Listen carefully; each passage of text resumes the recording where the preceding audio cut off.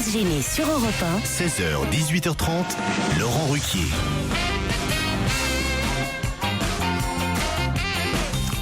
On va se gêner jusqu'à 18h30 avec aujourd'hui Michel Bernier. Bonjour Michel. Pierre Bénichou. Titoff. Jérémy Michalak. Jérôme Bonaldi. Et Fabrice Eboué.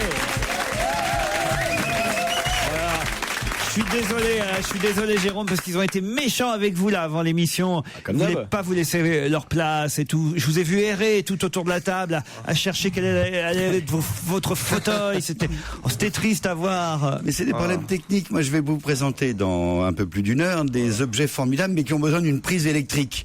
Dans une heure. En général, dans un studio radio, il y en a des. Avec des ordinateurs qu'il faut pas débrancher. Mais il faisait pitié, on aurait dit tu sais, à l'école, il y avait toujours un petit roux, personne voulait s'asseoir à côté de lui, il cherchait partout dans la classe. On chassait comme ça. Non, je cherchais des mauvais souvenirs à Laurent.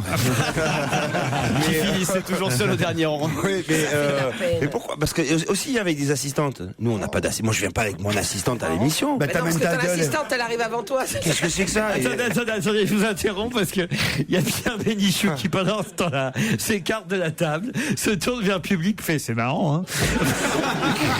Pierre, on est là pour les auditeurs qui nous écoutent. On racole pas le premier rang du public en faisant des blagues à part. Ne comptez pas sur moi pour la solidarité. Ça, j'ai bien compris. Oh non. Et puis, vu les couleurs de sa pochette, là, dans son il va blazer, faire très beau ce week-end. Ah non, il va faire vraiment, il va être très goguenard aujourd'hui, j'ai l'impression. Très quoi? Très goguenard?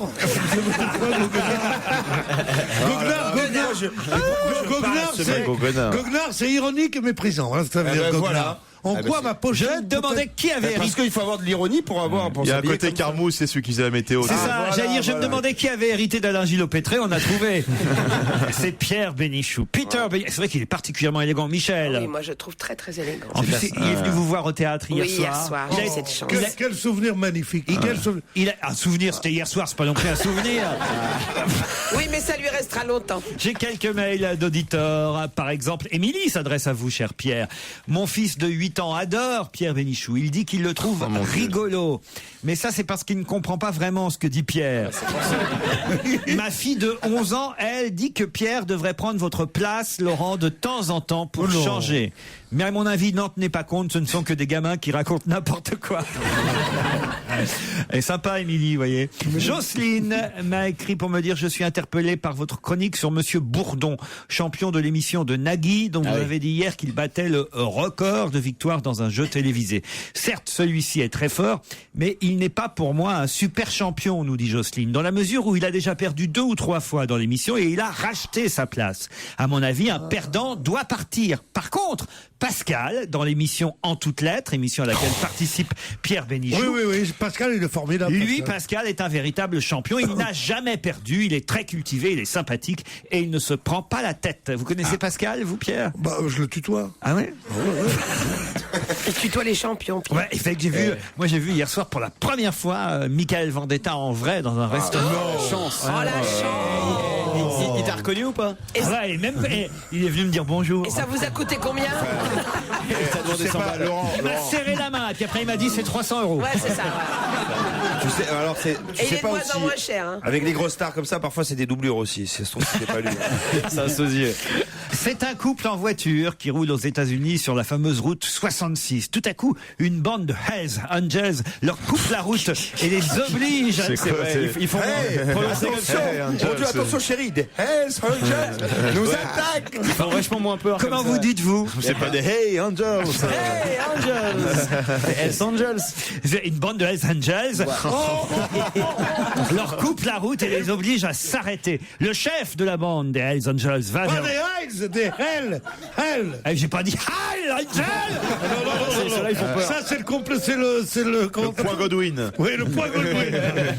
Les Hells Angels donc s'adressent au couple et surtout le chef de la bande va vers le monsieur, l'arrache, le sort de la voiture, il trace un cercle de craie par terre. Il met bien la craie. Il pose le mec au milieu du cercle et lui dit « Toi, si tu sors de ce cercle, t'es mort. » Ensuite, les gars de la bande arrachent la femme de la voiture, lui font des misères dans tous les sens. Enfin, des misères, vous voyez ce que je veux dire. Et le type est là dans son cercle, lui, le mari, et il se marre comme une baleine. Et le chef de la bande des Hells Angels lui dit « Mais ça te fait marrer là ce qu'on est en train de faire à ta femme, mais t'es complètement fou. C'est pas ça, ça fait au moins 4 fois que je mets le pied en dehors du cercle et vous avez rien vu. » Pas mal, pas mal. C'est pas mal. Il raconte bien, il raconte bien. Ouais, je l'ai bien raconté. C'est ça qui compte. Hein. Dites-moi, je peux vous faire une petite, un petit quiz en Je vous en anglais. prie, je vous Comment en- est-ce que vous diriez en anglais la route 66? 66 Word. Non, eh bien non. Comment vous dites? C'est Route 66. Ah oui. C'est un truc, ils ont gardé le français en Route 66. Quand tu nous as bien eu là. On est tous tombés dans le piège. Il nous a bien eu là. Hein. Ah, monsieur Bourdon n'a plus qu'à bien se tenir. Le petit de 8 ans, il s'est éclaté là. Jean-René m'écrit, cher Laurent, c'était juste pour demander à Michel Bernier si elle aurait sélectionné plutôt 2 milieux défensifs en vue d'un 4-4-2 dans la liste des 30 hier. Ouais. Ça vous a pas intéressé? Vous n'avez pas regardé la liste? D'abord, j'étais pas devant la télé, mais en plus, ça me passionne pas plus que ça, le football. Et voilà, Il nous je a connais encore rien. surpris, Raymond, quand même. Ce Raymond, Il nous dit, oh, on va en donner 23 et paf, 30. c'est tout Raymond. Même Laurence Ferrari, elle avait l'air surprise. Oh, il lui est même arrivé, elle a buté sur un mot, ce qui lui arrive jamais. Non mais faire le C'est 20 peut-être la heures, seule qui risque de buter dans l'équipe de France. faire le 20h pour annoncer 30 joueurs, c'est n'importe quoi. Quitte à en prendre tellement, ils auraient pu prendre Marcel, mon beau-frère, qui joue pas mal. Il joue en équipe réserve au Péreux. D'accord. Il est moins connu qu'un Zidane ou qu'un autre. Mais crois-moi. Ah ben, Hein Zidane, Pierre, je veux pas vous décevoir, mais Zidane ne joue plus, Pierre. Zidane ne joue plus. Ah non, il a dit au revoir. Mais j'ai vu une photo de Raymond, je trouve qu'il a moins de sourcils qu'avant. Ah oui, oui, c'est il s'est épilé. pile. Ah oui, c'est pile. C'est pas vrai. Ah, ça y est. Ouais, ouais. Où il a grossi des yeux. Et vous avez remarqué C'est où là Vous avez remarqué, il avait pas tout à fait serré sa cravate non plus. Il s'est décontracté. C'est tout Raymond. Il n'a pas resserré non plus la sélection, hein, manifestement. 30 joueurs, on en reparlera évidemment. Nadège, vous avez regardé le sélectionneur aux 20h hier. Bonjour Nadège. Bonjour. Alors? Oui, bien sûr. Je me suis dit, ça reste de tourner comme question, alors. Ah bah voilà, au cas où je poserai une question là-dessus Voilà. aujourd'hui. Faites quoi dans la vie, vous Nadège? Là, je m'occupe de mon petit garçon, Ah très bien, il s'appelle comment? Vadim. Vadim. Ah, c'est original. Pourquoi vous l'avez appelé Vadim? Pas pour Roger, je voulais remercier Pierre Bénichou l'autre fois quand Christian Vadim est venu, d'avoir bien précisé que c'était un prénom et pas un nom de famille. Et voilà. C'est Vladimir, c'est un diminutif de Vladimir, Voilà. Vadim. Et voilà. Et Vadim s'appelait Vladimir Plemiadnikov. Exact. Et alors, quand il a fait du cinéma qu'il lui fallait un prénom, que tout le monde l'appelait Vadim, il a pris Roger Vadim. Et tous les gens qui font semblant d'avoir bien connu Vadim disent « Oh, j'adore Roger, personne ne l'a jamais appelé Roger dans sa vie. C'est un prénom d'emprunt. Je t'embrasse, chérie. Eh ben, tu as perdu. » C'est une anecdote qu'on racontait sur The Route 66. C'est bien quand on les fait en début d'émission. Et c'est vrai que Vadim, c'est mieux que Vladimir parce que parfois, par exemple, je t'ai connu moi, monsieur madame Lavesselle, Oui. qui préférait appeler leur fils Vadim parce que Vladimir Pour la vaisselle. pour la vaisselle, ça sonnait moins bien, tu vois. Voilà. Bon, bah écoutez, Et c'est ça qui me donne des leçons. Didier est à Vitry-sur-Seine. Bonjour Didier. Oui, bonjour Laurent. Comment ça va Didier? La forme Didier? Oh, très bien, merci. Il fait quoi lui là? Quoi comme profession Didier dans la vie? Eh bien, il repeint des appartements, toujours. Comment ça toujours? On vous a déjà parlé? Absolument. Mais je m'en souviens maintenant. Voilà. Et c'est toujours le même appartement que vous repeignez ou pas? Oui, voilà. Et t'es toujours pas déclaré? Comment vous savez ça? Ah, c'est bien, s'il travaille au noir, il va venir chez vous. Non, non, et puis, Tu fais ce que tu veux, mais moi je quitte l'émission. Non. Là, on peut pas laisser un camarade, parce que c'est quand même un camarade, malgré qu'il n'est pas tout à fait comme nous. Bon, je vais vous dire, là, il travaille au noir, je viens chez vous, c'est honteux de faire ça. Ouais. Devant Michel Bernier, qui est marié avec un Africain. Bon, c'est ça. Didier, vous avez un petit message à faire passer à Fabrice Eboué ou aux autres? non, bah, si, peut-être à Jérémy, qui je remercie de m'avoir fait gagner un vélo il y a 1 an à peu près. Ah, on n'a pas le droit de revenir. Vous avez gagné un vélo déjà il y a 1 an? Oui. Mais comment ça vous... Pourquoi grâce à Jérémy? Et pourquoi Jérémy vous a fait gagner? Parce qu'il m'a bien aidé dans la question, en fait. C'était sur Nicolas Sarkozy, et puis voilà, il devait aller à un mariage, et en fait, il était témoin, et puis moi, j'ai rajouté témoin au dernier moment, donc merci Jérémy. C'est fou que vous nous pliez aujourd'hui, parce qu'on en parlait encore hier de cette histoire. C'est vrai que ça nous a bien marqué. Nadège, Didier, voici la question. Attention, c'est parti. Je vois ce matin dans la presse la photo d'un hareng. Quelle est la particularité de ce hareng? Il est très grand. C'est-à-dire C'est le plus grand hareng du monde. Ouais, c'est-à-dire il fait à peu près combien le hareng? Très grand. Non, il est plus grand que le... Et l'autre, il essaie de piquer la réponse encore. Vous avez fait le hareng, 3 mètres. C'est un spécialiste, C'est un hareng géant, en fait. C'est un hareng géant. De plus de 3 mètres. Hein. Voilà, qui regalègue. Voilà, qui a échoué où est-ce qu'il a échoué? À l'ouest de la Suède. Bravo. Bonne réponse de Nadège. C'est le roi des harengs qu'on appelle aussi le régalais, qui fait plus de 3 mètres. Et il a été mesuré, hein, donc on est sûr qu'il fasse. Et comment il va rentrer dans la boîte? Il a la particularité d'être déjà fumé aussi. Le hareng ne rentre pas dans la boîte, le hareng sort.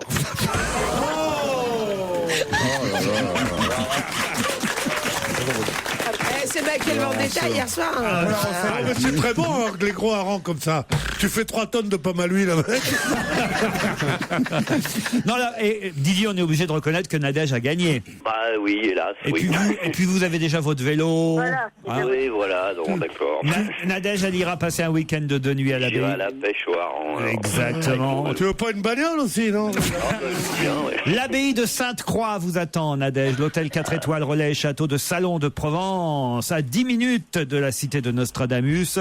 Votre séjour en mode VIP, hein, parce que c'est Europe 1 qui vous envoie, comprend 2 nuits en demi-pension, 2 petits déjeuners, 2 repas, boissons incluses, sur terrasse panoramique. Waouh. 4 prières. 2 passes offerts pour un accès. Enfin, 2 passes. Putain, ça c'est cool. Ah, c'est sympa, je peux y aller à la place. C'est là où ils sont en stage, les Bleus. 2 passes offerts pour un accès aux activités culturelles de la ville de Salon de Provence et une visite dégustation dans un vignoble provençal. Vous êtes contente, Nadège? Ah oui, ravi. Ça permettra de fêter mes 3 ans de mariage. C'est pas vrai. Génial. Oh là là là là. Avec le papa de Vladimir? De Badine. Et il s'appelle comment le papa? Pascal. Pascal. Eh bien, Pascal et Nadège, bon séjour à Salon de Provence. Vous passez une excellente après-midi à l'écoute d'Europe 1 et ça va continuer pour cause jusqu'à 18h30. C'est votre rendez-vous divertissement de l'après-midi. C'est On va gêner, c'est avec Laurent Ruquier et ses fameuses questions sur l'actualité. Quelle lettre étonnante le sélectionneur Raymond Domenech a-t-il reçu avant d'annoncer sa sélection? La lettre de Zaya. La lettre de Zaya Dehar, c'est son nom de famille. Ah, on l'avait oublié, son nom de famille. scène. Ah ben c'est Zaya Dehar, cette escorte girl a écrit effectivement à Raymond Domenech. Pour aller aussi en Afrique du Sud? Non. Non, je trouve ça mignon de sa part. C'est que la lettre, ça pue tellement le bidon. Parce que non seulement elle demande la clémence et tout ça, mais elle dit au nom de la France ou un truc comme ça, c'est extraordinaire. Monsieur, je vais vous lire la lettre. Monsieur, j'apprends par la presse que la publication des déclarations que j'ai faites aux policiers qui m'ont convoqué et interrogé pourrait entraîner la mise à l'écart de certains joueurs de l'équipe de France de football. J'en suis stupéfaite autant qu'attristée. Comment aurais-je pu imaginer, alors que j'ai toujours caché mon âge pour ne pas dissuader mes partenaires, que leur bonne foi pourrait être un jour remise en cause? J'assume pleinement mon comportement, je l'ai dit à la police et je le répétais publiquement. À aucun moment je n'ai prétendu ou laissé entendre que j'avais pu être victime de ces personnes, même si j'ai dû admettre la réalité des relations que j'ai entretenues avec certaines d'entre elles en raison des transcriptions d'écoutes téléphoniques que possédaient les enquêteurs. Putain, une pute de 16 ans, ça écrit super bien. Je sais pas pourquoi. Je n'en veux qu'à ceux dont les indiscrétions ont permis que cette affaire s'étale dans la presse alors qu'elle devait rester secrète et qui ont exploité sans autorisation mon image, m'obligeant à sortir de l'anonymat pour faire face aux ragots qui ont été mis en ligne ou diffusés par les journaux. Je vous demande, monsieur le sélectionneur, de respecter ce que les juges, les avocats appellent la présomption d'innocence et de ne tenir aucun compte à l'heure de votre choix de ce qui a pu se passer entre certains de nos joueurs et moi. Veuillez agréer, monsieur, l'expression de ma haute considération. Voici mon téléphone portable. Je vous ferai un petit tarif. Pourquoi elle devrait ça? Ça sent la vérité, cette lettre. Hein. Ah oui. Ah oui, on sent que c'est elle qui l'a écrite. Moi, je me demande pourquoi elle arrête pas de faire la pute et qu'elle ne devienne pas professeure à la Sorbonne si elle écrit comme ça. C'est son avocat. On imagine que c'est son avocat qui lui a dicté la lettre. Non, mais il fallait qu'elle récupère des clients aussi. En même temps, c'est mignon, voilà. Elle voulait sauver la peau de Franck Ribéry. Elle n'a pas sauvé la peau de Karim Benzema, en revanche. Il a répondu, Domenech? Il la demande en mariage après le prochain match. Il a demandé la prochaine fois si elle peut envoyer des photos avec la lettre. C'est fou quand même, cette idée. Vous n'y croyez pas? Peut-être qu'elle pense à ses concerts d'Afrique du Sud aussi. Elle va faire des concerts en Afrique du Sud. Ses concerts.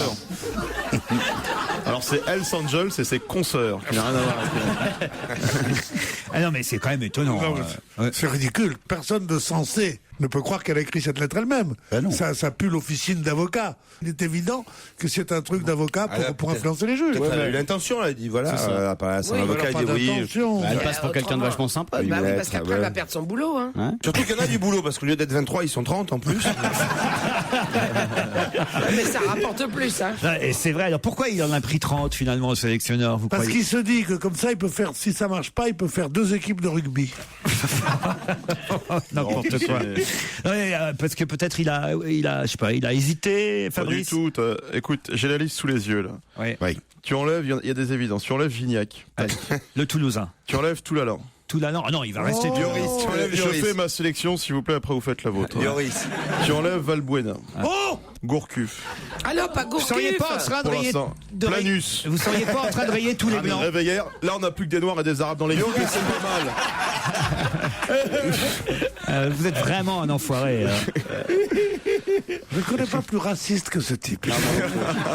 Et quand on le voit, on est d'autant plus étonné. Benzema, il est fâché. Hein. Ah oui? Il va brûler des voitures ce soir. Tu sens que le mec, il est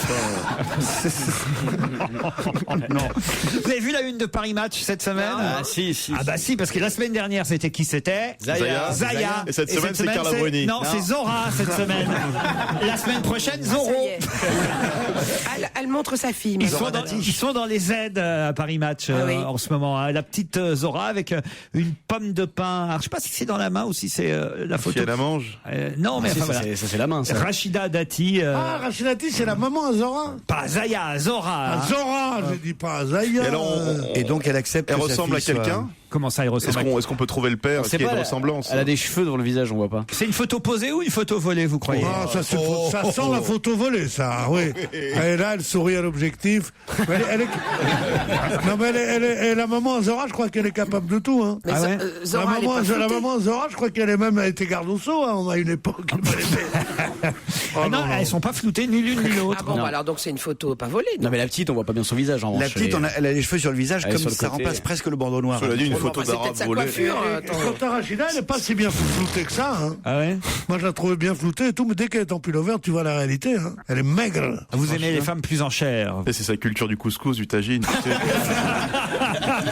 Faut qu'il y en ait, quoi. Faut pas que ça manque. Côté danseuse du monde. Ça lui rappelle son enfance quand il voyait des chameaux. Qu'est-ce qu'il a, le bois bandé, là? Alors là, j'ai une mauvaise nouvelle, c'est dans le Parisien qu'on l'apprend. Quelles sont les premières victimes de la météo pourrie qui règne sur notre pays en ce moment? Le festival de Cannes. Non, c'est pas ça du tout. C'est les oiseaux. C'est-à-dire? Les hirondelles en particulier. Elles reviennent de très très très loin. Pas seulement les hirondelles et les martinets. Et les martinets. Bonne réponse de Jérôme Bonaldi. C'est un problème réellement. Toi, tu t'en fous des martinets, t'en as rue Saint-Denis tant que tu veux. Hein. Les hirondelles et les martinets meurent de faim et de froid par centaines. Mais où ça en France? Oui, parce que qu'est-ce qu'ils font? Ils rentrent de leur grande migration en Afrique. Et ils sont affamés quand ils arrivent. Quitter l'Afrique pour mourir de faim, faut vraiment être con. Ils ont parcouru 5000 kilomètres, parfois même 10 000 kilomètres pour venir se reproduire chez nous au printemps. Ils arrivent, paf, et là qu'est-ce qu'ils entendent? Laurent Cabrol qui dit il va faire froid aujourd'hui. Tristounet, leur dit Laurent Cabrol. Ils s'en vont, les martinets. Alors, les martinets et les hirondelles mortes actuellement. Ils meurent, ça veut dire qu'ils tombent. Ouais. Bah non, ils étouffent, ils peuvent pas se moucher, les oiseaux, ils ont pas de main, tu sais, donc ils finissent par... Non, il meurt en l'air. Non, mais je veux savoir comment il meurt. Il meurt en l'air. Il se cache pour Ah, ben mourir. ça, il meurt en l'air et donc il tombe. Ouais. Ah oui, vraiment? Oui, mais dans les migrations, il y en a énormément. On estime qu'il y a Épuisement, 40% On n'a jamais des hirondelles. filmé la mort d'un oiseau. Si moi j'ai filmé la mort d'un oiseau, il n'y a aucun distributeur qui en a voulu. Non, mais je veux dire, Je voudrais un jour marcher, puis tout d'un coup voir un martinet qui tombe à mes pieds. oh, Martinet qui tombe à tes pieds, ça va pas, non? Mais comme dirait Stevie, mais la survie de l'espèce, ça t'intéresse pas ou quoi? Tu te rends compte de toutes les espèces de martinets? Ben moi, je crois que cette planète, c'est pas à nous, on n'en est pas héritiers, on est seulement des locataires. Voilà. J'en ai marre. Vous aimez pas du tout le. Vous aimez pas du tout Les imitations de gays des années 80, c'est très gênant. C'est très L'imitation du gay écolo. Ça suffit, sauvons la planète. Non mais qu'est-ce que c'est que ce personnage? Tantôt mou, tantôt provoquant. On ne sait plus très bien. J'ai jamais vu mourir d'oiseaux, mais j'ai vu des morts de chroniqueurs en direct. En plein vol.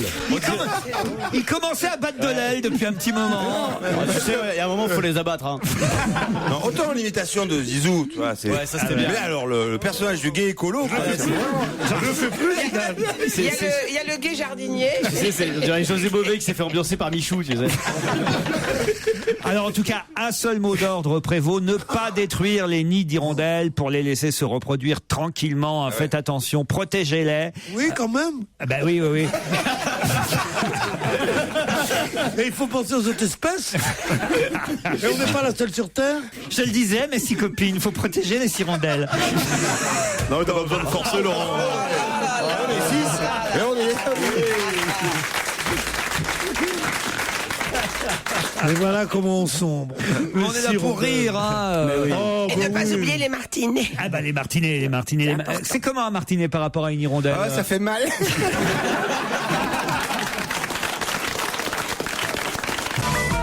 Allez, on retourne au studio Merlin d'Europe 1 pour la suite. On va gêner avec Laurent Ruquier. Ses complices du jour sont Jérémy Michalak, complice en forme, hein, Titoff, Fabrice Eboué, Pierre Bénichou, Léon Bonaldi, Michel Bernier et une nouvelle question, bien sûr.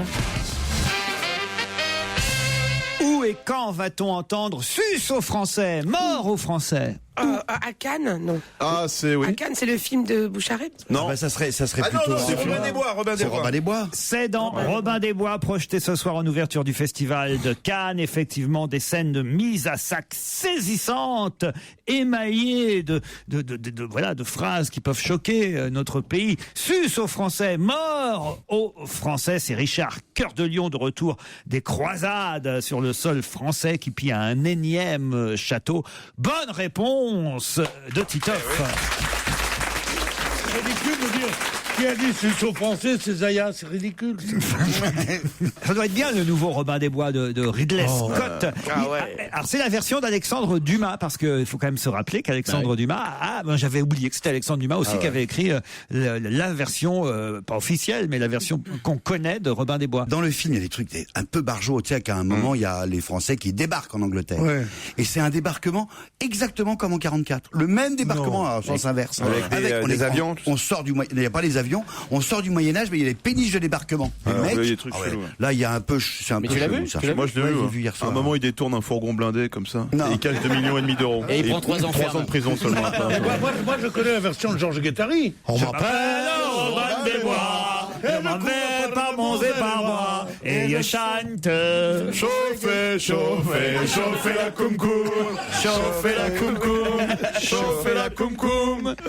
Qu'est-ce qu'il y a, Pierre? Qu'est-ce qu'il y a, Pierrot? Oh, je sais pas, quand on cite Monsieur Guettari, Georges, on pourra avoir un peu plus de respect quand même. D'ailleurs, je sais pas ce que j'ai en commun avec vous, à part un immense besoin d'argent.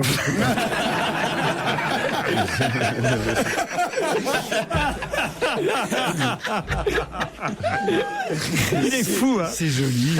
Mais vous êtes un peu notre Robin des Bois, nous, Pierre. Oui, on me le dit souvent. Ah ouais. On me le dit souvent. Parce que j'ai souvent été injuste avec vous. Je voyais dans des rôles un peu ingrats, genre Berrurier ou Obélix, alors qu'en fait, vous seriez un parfait Robin des Bois. Vous avez un côté Errol Flynn. C'est vrai que Errol et moi, on nous confondait souvent, tu vois. Mais dans le rôle de Jean Plutôt en gentleman cambrioleur, j'aurais vu Pierre. moi. Arsène Lupin. En Arsène Lupin. Alibaba, moi, je l'aurais vu plutôt.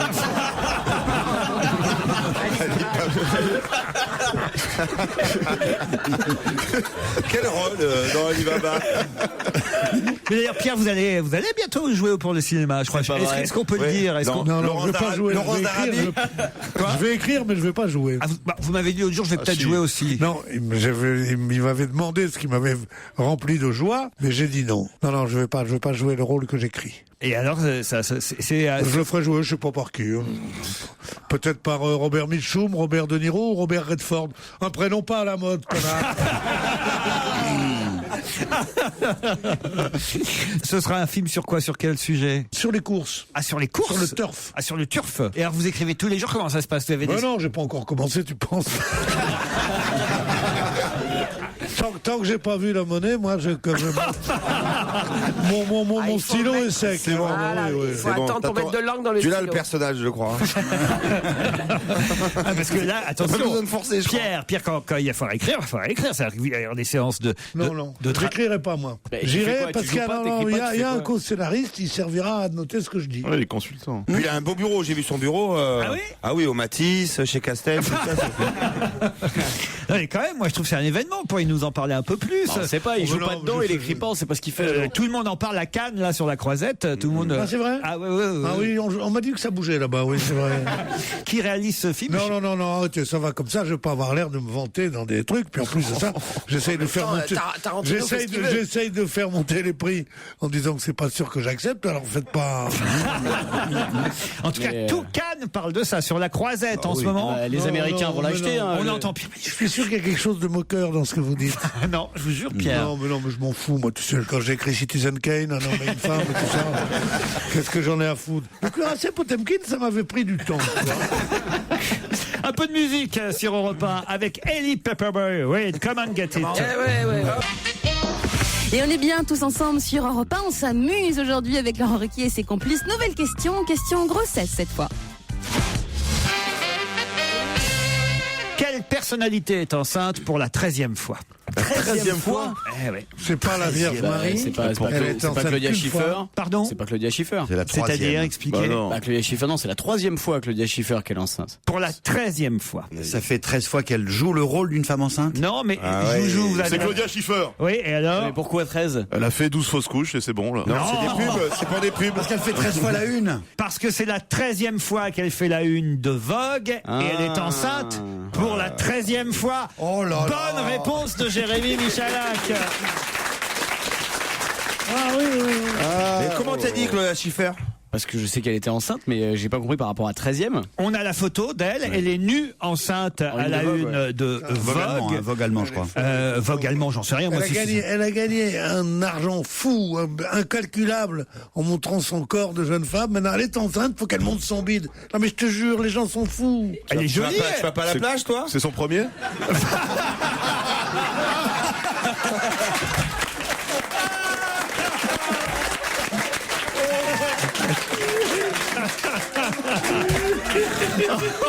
Non, si tu te mets à être drôle, moi je vais commencer à bouffer de l'ail, moi.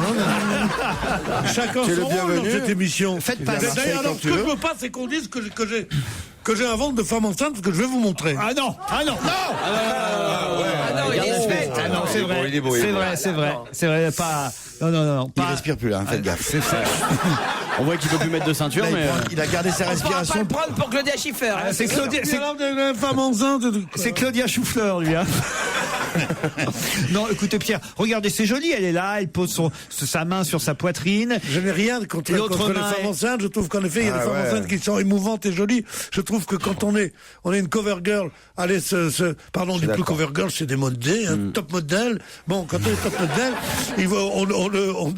on ne va pas montrer son bide. Elle cache ses seins, surtout. Et je crois que c'est Karl Lagerfeld qui a pris la photo. Exact. Oui, Je crois que c'est lui le père. J'ai des doutes quand même.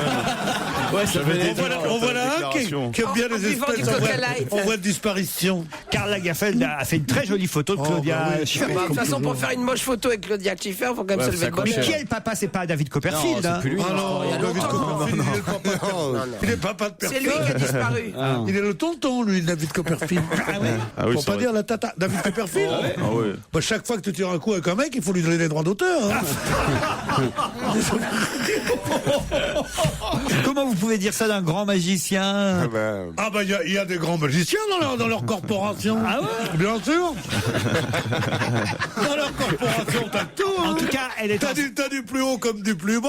Elle est enceinte à 39 ans. C'est sa 13e une du magazine Vogue qu'elle a fait en 20 ans. Il y a 20 ans qu'elle faisait sa première couverture. Elle avait 19 ans et on a 39 ans. Elle aurait mieux fait d'être enceinte à 19 ans, il aurait été mieux le gosse. Bon, pourquoi donc? Enceinte à 39 ans et puis quoi aussi? Je vous signale que ma mère m'a eu, elle avait 39 ans. Ah, ça explique Est-ce qu'elle cela. elle a posé pour Oui, mais elle était la Gazette Rouennaise à Brest? Oui, mais écoutez, Et Raymond, elle n'était pas à poil à la une du Pays Cauchois. Le quotidien du Havre. Dis-moi, et en plus de ça, Elle bricole. Elle bricole ses spaghettis en ce moment.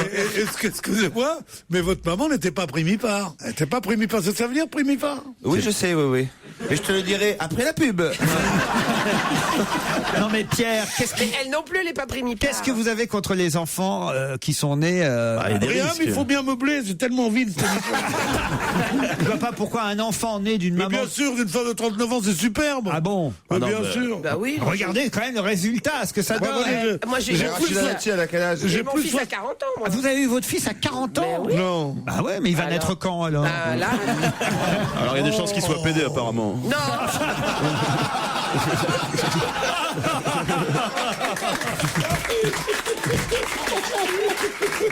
Ça, tu parles pas de mes enfants. Tu parles pas de mes enfants. Et alors, qu'est-ce que vous avez contre ça? Rien. Ça se trouve, il voudra sauver la planète. Oui, Ah ben ça va alors. parce qu'aujourd'hui, on est tous des gays écolos. S'il veut sauver la planète. Mais Pierre, non mais franchement, je suis inquiet parce que vous avez eu quand même une once de sérieux quand vous avez commencé à dire ça tout à l'heure. Elle aurait mieux fait d'avoir son fils à 19 ans. Quel rapport? Au contraire. Ouais, je suis pour ça, moi je suis pour les femmes qui ont des enfants à 19 restent ans, à la maison. des garçons qui font le service militaire, des femmes qui nettoient avant que tu Mais au rentres. contraire. Et puis c'est tout, moi. Au contraire. On me dit de plus en plus que je suis réactionnaire, c'est faux. Je suis français, monsieur. Le point Godwin. À 19 ans, c'est terrible. À 19 ans, c'est terrible d'avoir Mais oui, un gosse. on n'a Ma pas- mère, elle m'a eu à 17 ans, moi. Mais justement, on n'a pas profité. Elle a pu travailler pendant jusqu'à mes 50 ans, elle a travaillé. On n'a pas profité de la vie à 19 ans. On est déjà maman. C'est trop tôt. Parce que c'est pas la vie d'être maman. Tu crois que la vie, c'est d'aller au Matisse Avec Michel Vendetta. avec Michael Vendetta? Mais je fais pas au Matisse avec Michel Vendetta. Si. On vous avait. Ne serait-ce ça que aurait pour été qu'on te drôle. laisse entrer, t'es obligé d'arrêter d'aller avec Michel. Qui t'a invité à sa table. Rendez-moi la photo, s'il vous plaît pas. Elle est là. Claudia Schiffer. À la une de Vogue. Le papa, c'est Matthew Vaughn. Non, mais excusez-moi, mais je Mathieu voudrais pas Vogue. passer pour un salaud. Parce que je ne respecte rien tant que les femmes enceintes. Je pense qu'on peut avoir des enfants de plus en plus tard et c'est un bien. Je pense, mais je trouve que cet exhibitionnisme de la grossesse maintenant dans les journaux, dans les rues, dans la mode pour femmes, je trouve que l'exhibitionnisme en toute chose est une connerie. Et puis en plus, Karl Lagerfeld est un bon photographe. Ah oui, il a cadré la tête, tout ça, avec le ventre. Il est fort, hein. Bon, il aurait peut-être pas dû mettre le gilet jaune là. vrai, c'est en trop, ouais. Enceinte avec un gilet jaune, On voit bien le triangle par contre. nue et enceinte, et c'est pas un truc qui vous arriverait ça, Pierre Bénichou, finalement. Non mais c'est vrai, faut dire ce Dis-moi, mais t'as pas d'autres têtes de Turcs ici, non? Qu'est-ce que ça veut dire? Moi qui je me crois De obligé Turcs, de répondre. Moi qui me crois obligé de répondre. Parle à mon cul, mais t'es malade, laisse pas tranquille un peu. Bah, Pierre, écoutez, c'est la direction qui m'a dit, monsieur Bompard m'a dit, notre président ici à Europa, il m'a dit, écoutez, voilà, Pierre Bénichou, quand même, il nous coûte cher, ce serait bien, ça fait une semaine qu'il n'est pas en forme, ce serait De bien, l'amortir. ce serait bien un peu que vous, voilà, que vous fassiez parler un peu plus, il faut amortir son salaire, m'a dit monsieur Bompard. Monsieur Bompard, je le vois ce midi. C'est pas vrai. Alors? Et alors? Baisse générale des salaires, il y en a qu'un qui...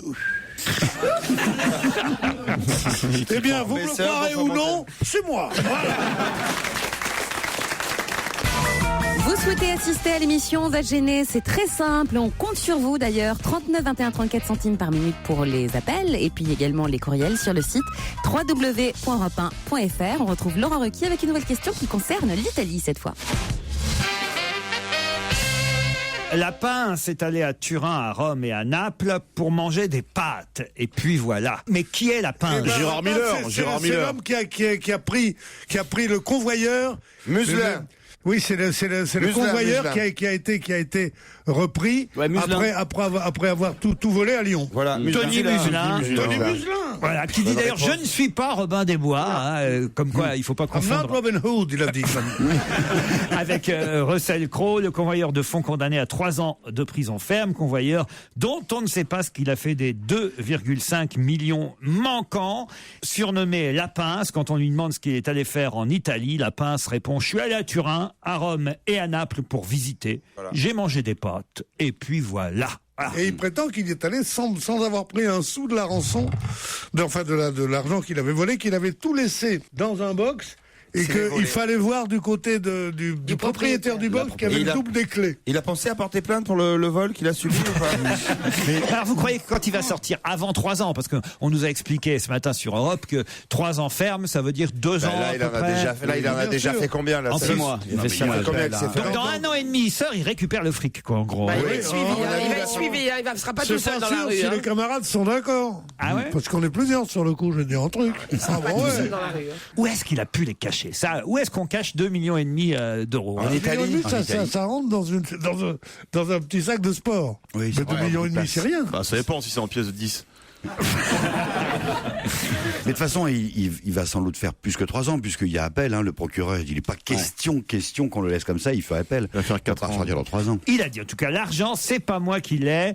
Il voit ça un peu comme une sorte de revanche contre ses patrons qui n'étaient pas. Ils l'ont humilié. Qui voulaient pas lui filer ses vacances. Les patrons l'ont humilié. Eh ben oui, voilà. Ils l'ont même pas refusé qu'il prenne un après-midi pour aller aux obsèques d'un ami. Ah. Non, moi, je lis la presse. Moi, je suis pas. Les patrons qui font des fausses fiches de paye en plus. Et il dit même à propos de son collègue qui était tombé dans l'exercice de son métier, il dit même: l'entreprise n'a même pas eu l'humanité de mettre une gerbe sur sa tombe une fois par an. Donc c'est une sorte de Robin des Bois quand même, dans le fond. Il venge ses collègues de travail, non? Bonaldi, vous n'y croyez pas? Où est passée sa Ferrari? Il a une très belle Ferrari qu'il a achetée 115 000 euros. Quand tu t'es fait gauler, c'est facile de dire après, c'était pour venger les collègues et tout ça. Quoi. Et après, il part en Serbie en voiture et puis il revient en car. Et puis après, il dit, 2 jours après qu'on lui ait volé, il dit: oh, ma Ferrari a disparu, on me l'a volée, j'ai été braqué sur une route. Et vous n'êtes pas défendu alors que vous êtes champion d'une truc de machin, Krav Maga. le Krav Maga là. Non. Champion de quoi? Krav Maga, c'est un art martial israélien. Non, parce que je fais du Krav Maga, c'est pour ça qu'on en ouais. Il a son premier combat en novembre. Ouais. Je peux pas trop en parler parce qu'on a une certaine puissance. Pardon. Partie vitale, il tape très vite, très fort. Je peux te tuer avec 2 doigts. Je peux te tuer avec 2 doigts. Moi, je peux te faire du bien avec un, moi.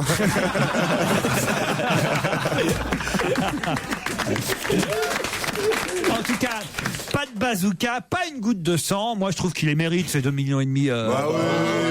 Qu'on lui c'est sûr. Ça appartient à qui ces 2 millions? Il a fait de mal à personne, ce gars-là. Bien sûr. Plus les droits après qu'il va avoir pour faire un livre. Pour faire son livre et tout ça. Plus un scénario que va écrire Pierre. Non, mais c'est vrai qu'il a fait le mal à personne. C'est bien pour ça que c'est un coup génial, puisque la loi ne prévoit que 5 ans maximum pour un type qui a volé 5 milliards. Alors que tu vas chez quelqu'un, tu casses la porte et tu prends 200 sacs, tu risques 15 ans de prison. Qu'est-ce qui va coûter 300 000 euros? Plutôt, qui va toucher 300 000 euros par mois? C'est la question suivante, juste avant 17h. Tony Muselin, il a peut-être placé avant d'aller en prison. Non. Et pendant combien de temps il va toucher ça? Qui va toucher 300 000 euros par mois, à mon avis, jusqu'à joueur de foot? Fin de ses jours. Non, c'est un acteur, c'est pour un film. Non, 300 000 euros par mois. À titre de dédommagement? On peut dire ça comme ça. C'est un chef de grosse société. Non, du tout. Non, c'est une retraite chapeau, non? Pas une retraite chapeau. Une décision de justice? C'est en quelque sorte une retraite, mais... quelqu'un qui a gagné au jeu? Non. C'est quelqu'un? C'est quelqu'un qui va toucher 300 000 euros par mois. Un descendant d'un artiste, d'un peintre? La femme de Tiger Woods. La femme de Tiger Woods, non. C'est pas mal. C'est peut-être moi? Non. La femme de Berlusconi. Bravo, exactement. Véronica Lario, la femme de Berlusconi. Bravo Titoff. Elle va toucher combien? 300 000. 300 000 euros par mois. Voilà une femme qui va être aimée. Hein. En instance de divorce, les médias italiens ont rapporté qu'effectivement le chef du gouvernement devrait lui verser 300 000 euros par mois. Ouais. C'est pas mal quand même. Il est riche comme ça. Bien sûr. Mais oui, c'est la moitié d'Italie. La fortune d'Italie. Ah puis il va retrouver l'argent quand il va sortir de prison. C'est pas tellement énorme. C'est pas tellement énorme. Ça fait quoi? Ça fait 2 milliards par an, ancien quoi. Non, que tu fais quoi avec 300 000 euros? Demande à Laurent. Hein. Bah, je me fais chier ici par moment. Ah bah oui, mais quand même. Non, mais alors 300 000 euros par mois, pour être très sérieux, là, c'est quand même, c'est une fortune. Vous vous rendez compte, ça vaut le coup d'être cocu. Oh là là. Moi, je veux bien être cocu pour 300 000 euros par Moi, mois. ça m'aurait plu. Hein. Non, pas vous, Pierre? Non, parce que j'ai de la morale, moi je m'en fous de 300 000 euros. Je travaille tranquillement pour 100 000 euros à peine et je suis très bien. Ça, c'est la fameuse chanson cocu, mais content, parce que franchement, qu'est-ce qu'il y a? On n'a aucune dignité. Moi, c'est ma femme qui a l'argent, donc je y perdrai dans les deux cas, quoi. Si votre femme vous trompe, puisqu'elle est plus riche que vous, si c'est elle qui trompe. elle va vous verser une fortune. Donc il faudrait qu'elle te trompe. Et d'ailleurs, on arrange un truc avec Titoff, tu sais, un soir. Non, pas moi. C'est facile. Non, il est marié. C'est facile qu'elle. Envoie Jérôme. Non. C'est facile qu'elle le trompe, Tu l'as vu, ta femme? Oh non, ça c'est dégueulasse. C'est moche, ça. Mais non, Non, on passe une vitesse, d'accord. Dans 10 minutes, on fait les mers, je vous le dis tout de suite. Ah bah c'est déjà fait. Vous avez déjà parlé tout à l'heure de ma maman qui était enceinte à 39 ans et Qui avait fait la couverture. et je m'en suis pas remis encore. Non, Mais moi, en tout cas, je tenais à dire que ça me fait plaisir quand Fabrice parle un peu de lui, parce que c'est très rare. Et Il extériorise et ça lui fait du bien. moi je l'ai jamais vu. C'est vrai qu'elle est moche, sa femme. Pas un physique facile. Non, moi je l'ai vu une fois très vite, mais elle s'est de retour. Quand elle m'a vu, elle s'est retournée. Non, elle a une beauté toute intérieure, en fait. Non mais Oui, c'est même pas une intello en plus. Non, Je crois qu'il a pas Michel, épousé, en défends-toi, plus. merde. Non, mais Salaud. Allez, on se retrouve après les titres. On va faire. Laurent Ruquier sur Europe On va se gêner. C'est la deuxième heure d'On va se gêner, toujours avec Michel Bernier,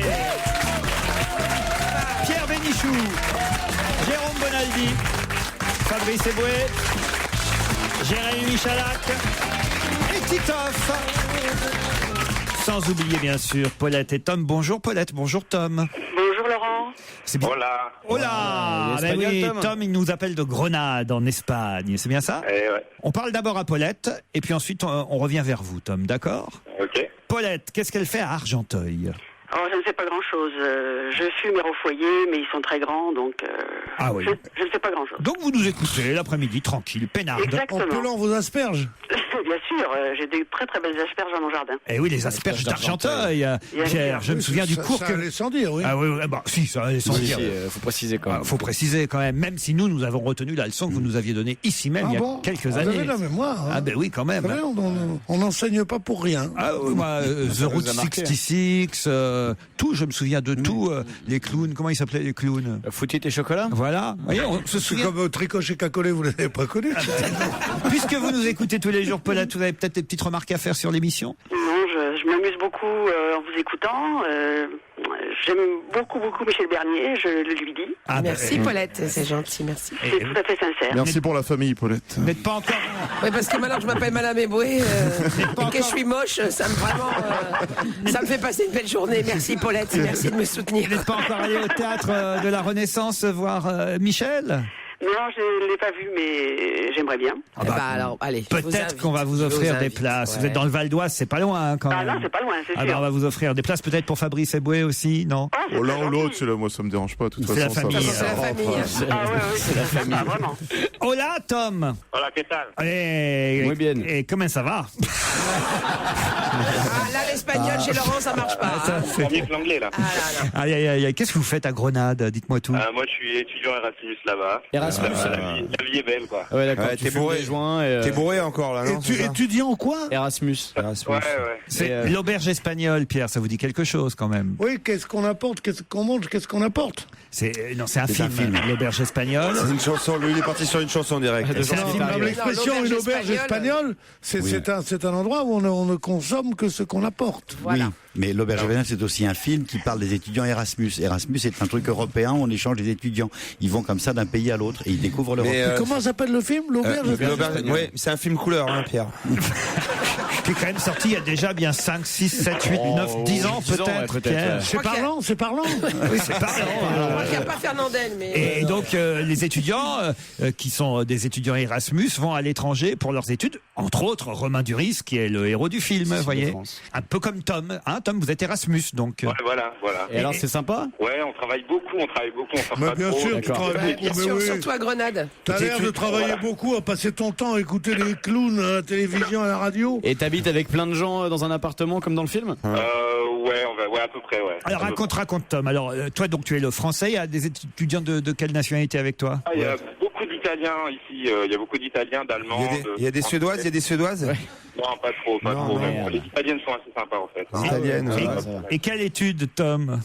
Commerce international. Commerce international à Grenade. Et vous nous écoutez évidemment, Tom, sur podcast. Paulette. Tom, vous allez vous affronter pour un séjour à l'abbaye de Sainte-Croix, à Salon de Provence, accueil VIP pour vous. Si vous me dites pourquoi on parle en ce moment énormément du romancier français, écrivain Emmanuel Carrère. Facile. Emmanuel Carrère. Oh, la facilité de la question. Très facile. Attention parce que ça va tomber du côté des chroniqueurs si vous n'avez pas. Sa maman. Pardon. C'est à propos de sa maman. À propos de. On parle pas des mères, on a non, dit. c'est Il pas. est au Festival de Cannes. Qu'est-ce que vous dites? Et au Festival de Cannes. Comment ça, il est au Festival de Cannes? Ah oui, un film. Voilà. Vas-y Tom, vas-y Tom. Non, Tom, il faut y aller là, il faut être précis là sur cette affaire-là. Alors ça a un rapport avec le Festival de Cannes, mais quand même, il faut être plus précis que ça. C'est pas un film qui. Non. En fait, il est membre du jury des noms. Voilà. Merci. Membre du jury à Cannes. Bonne réponse de Tom. Ah, c'est cool. C'est cool, mais ça a été long à venir quand même.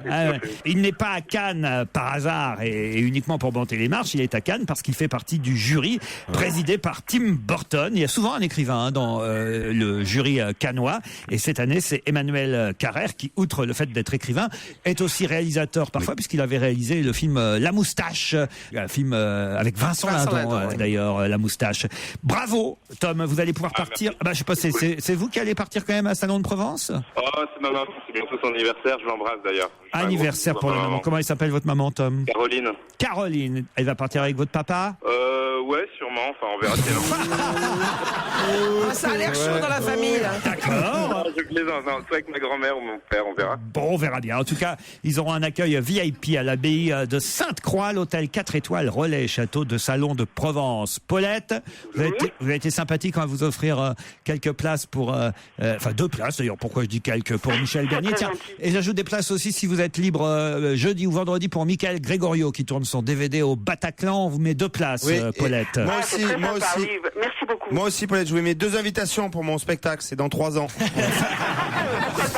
Non, tandis que Gregorio, faut y aller jeudi ou vendredi. Et vous êtes libre? Jeudi là, oui. Jeudi là, oui, ou vendredi là. Tout à fait. Bon spectacle dans... Mais attention, il faut accepter d'être filmé, hein, puisque vous serez peut-être sur le DVD. Ah, c'est pas ça, me gêne pas. Donc on vient pas avec son amant. Hein. Ça, c'est vrai, il faut prévenir le public bien sûr. quand on fait la captation DVD. Ah parce que Donc c'est un public que de gens qui sont fidèles. Eh bien, exactement. Et bien habillé. Voilà. Si vous êtes fidèle, si vous êtes sage, vous pouvez aller.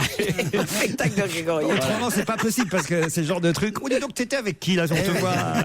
C'est qui la dame là? C'est Roland Garros.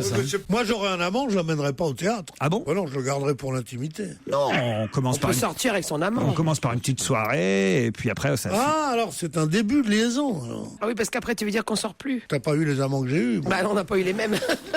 T'as pas eu envie de sortir quand tu les as, je veux dire. Ah, des fois si t'as envie de sortir. Ouais, mais au bout d'une semaine ou deux, pas le oui, premier voilà. jour. Ouais. Paulette, Tom, on vous embrasse et Tom, bien bravo pour votre papa et votre maman ou votre grand-mère. Oui, bravo, c'est le divorce, bravo. Qui vous voulez, ils partiront eux à Salon de Provence dans notre hôtel. C'est vrai que. Oui. C'est vrai que quand on vit à Grenade, qui est quand même la plus belle ville du monde, aller à Salon de Provence, faut être vicelard. Hein. Mais oui, mais la maman de Tom ne vit pas à Grenade. Elle Non, à Lille, on est de Lille. On est de Lille. Ah, Lille, évidemment. Ah ouais, bah, On va pas payer le voyage, nous, hein, là. Et Tom, On va se débrouiller, hein. Tom. Ah, dites donc, l'accent ch'ti de Grenade, c'est chouette, alors. Hein. Tom, hay una pena tan grande que ser ciego en Granada? Ah, claro. Bravo, Tom. Merci, Paulette. On vous embrasse.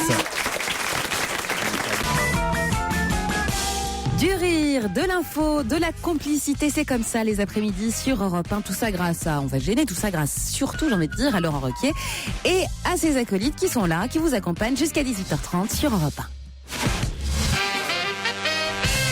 1. On a relâché un mâle et 5 femelles dans le massif de la Chartreuse. Mais de quoi donc? Des animaux. Pas des ours, Pierre. Non, Pierre, justement, je vous ai vu soupirer.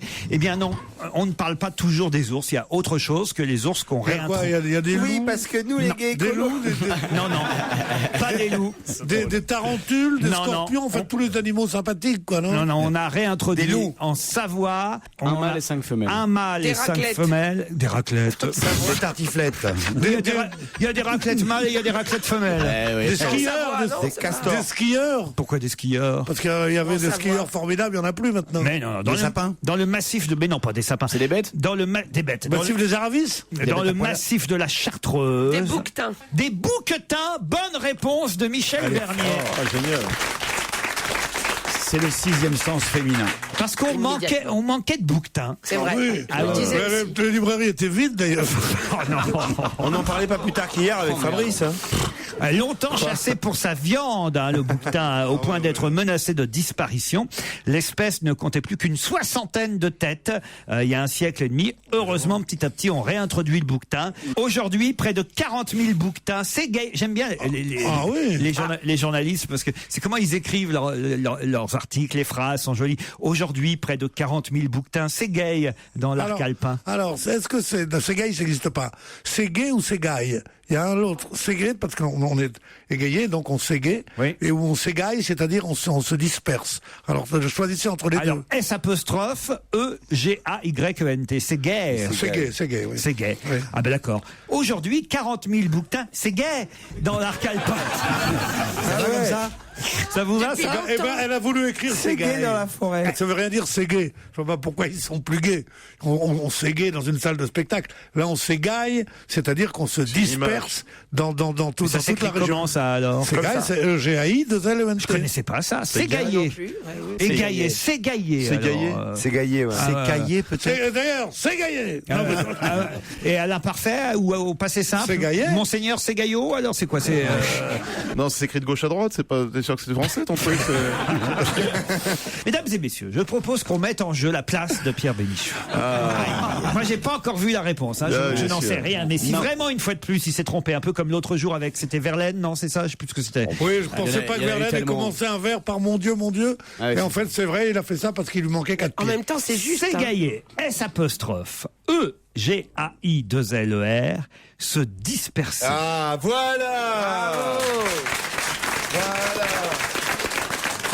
Je rougis d'être applaudi pour quelque chose de tellement évident. Donc c'est le journaliste qui a mal écrit. S'égayer, occuper son temps agréablement. Donc effectivement, les bouquetins n'occupent pas leur temps agréablement. Si on court dans la forêt un peu. C'est ça, c'est gay. Non, elle voulait dire c'est gay, évidemment. Mais bien sûr, sauf qu'ils l'ont mal écrit. Pierre vient de corriger un journaliste dont on taira le nom, d'autant plus qu'on l'a pas, puisque c'est la presse gratuite qu'on pouvait trouver. C'est la presse gratuite en même temps. Il n'est pas payé en même temps, le mec. Voilà, il a le droit d'écrire s'égayer à la place de s'égailler dans l'arc alpin. Donc près de 10 000 bouquetins donc sur le territoire D'ailleurs, français. mais c'est vous que je critiquais surtout. Si vous aviez dit c'est gay, oui, j'aurais pas relevé parce que vous pouvez être gay. Mais c'est gay, ça n'existe pas. Il y a c'est gay ou c'est gay. C'est bon. Tu comprends? Là, je crois que maintenant qu'on a bien compris. Oui. Alors pour le coup, ça aurait été un bon prof. C'est écrit dans tous les bouquetins. Oui. Tu verras en France, c'est le titre de la chanson qu'on va écouter maintenant sur Europe 1. Un duo entre Stanislas et Mike Ibrahim. C'est un single extrait du dernier album de Stanislas. Vous savez, ce chef d'orchestre devenu chanteur. L'album de Stanislas, c'est Les Carnets de la Vigie. Tu verras en France avec Mike Ibrahim. Et jusqu'à 18h30 sur Europe 1, c'est la suite d'On va gêner avec Laurent Ruquier, ses complices du jour et la Miliado qui arrive. Europe 1, on va se gêner. Do, ré, mi, fa, si. Do, ré, mi, fa, si. Liado. Bonjour Serge. Salut Laurent, bonjour à tous. Et aujourd'hui c'est un bêtisier, télé, radio, télé surtout, je crois. Surtout de la télé, oui. Il y a quand même un petit peu de radio et de la radio récente. Je crois que il y a des choses, comment on peut appeler ça, des lapsus freudiens comme on les aime. Télé, radio, un bêtisier signé Serge Liado avec surtout des lapsus, des gaffes, des bévues.